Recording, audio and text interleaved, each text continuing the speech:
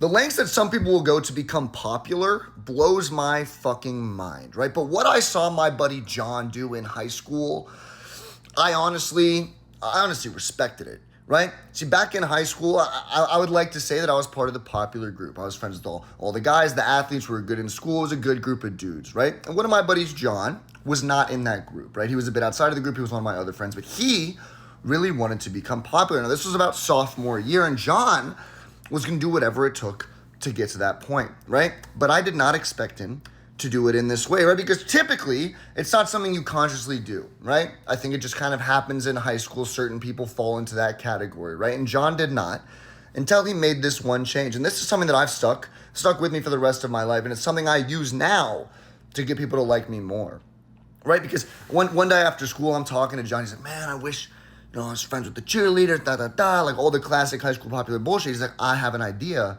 on how I'm going to get there, right? Because John was more of a nerd, spent a lot of his time in the library, chilled out. He was one of my best friends, but not a part of that group once again, right? So John begins to tell me this idea that he has to become one of the popular guys. And I'm honestly blown away. And I don't really think it's going to work at first because it's something that anybody can do, but no one was taking advantage of, right? Because one thing about being popular, right, that I'd learned from my friends who were more popular than me was that they knew everybody.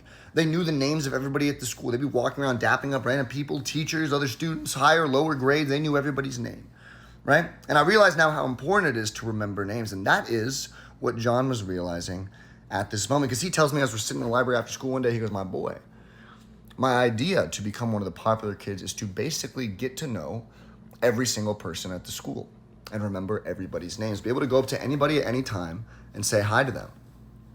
Now, in my mind, I think this is insane that we go to school with 500 kids. First of all. Second of all, how are you going to memorize that? Third of all, is that even going to make you popular? Right? John proved me wrong on all fronts. Okay? Because little did I know, behind the scenes, John was working on this, right? And he was working on it in a way that I did not realize. And he showed it to me this day in the library. He said, bro, I've already been training. I go, how are you training, learning the names? Are you going through the yearbook? Like, how are you memorizing this stuff? Are you treating it like another class? He's like, yes. I focus on this more than my other classes, right? He's like, let me show you how I do it. He pulls up his computer from his bag, he opens it up, and it's already on the page that he wants to show me. And it's on Quizlet, the same program I was using to study for my math test later that day.